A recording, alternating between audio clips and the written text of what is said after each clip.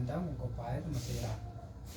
Atis waan qophaa'e amma tokko wakkina kan nuti ta'e alaabaadhaan waan hundaa hojii dhabuun qopheeffannee jalqaba irratti faaruu alaabaa taansinee yaadannoo gootota taansinee seenaa wal yaadachiisu gaaffiileef tapha adda addaa gaaffii goona gaaffii bifa nama hawwatuun seenaas ta'u maalirraa wal gaggaafattee gaaffiileen kun ammas gaaffiilee sabboonummaa kee cimsu tokkummaa cimsu kan qabsoo kana hanga ta'e nama hubachiisaa deemu akka baatootti tapha adda addaa sagantaalee akkanaa takka takka hawwitinee baafannee gochuu qabna turre garuu kana yoo dadhabnes yaadannoo masaa maalee qabsiifannee gochuu qabnaa jennee kanaafiyyuu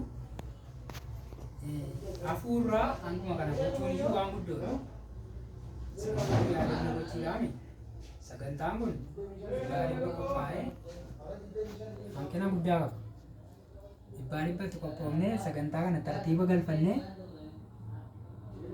waan kana dhibba milkeessinee gochuu dhiisuu keenyaa biluuf qabcha.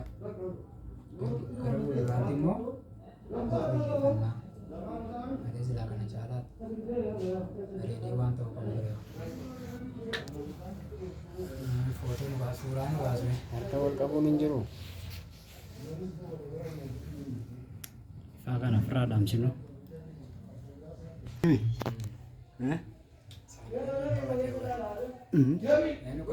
Suuraa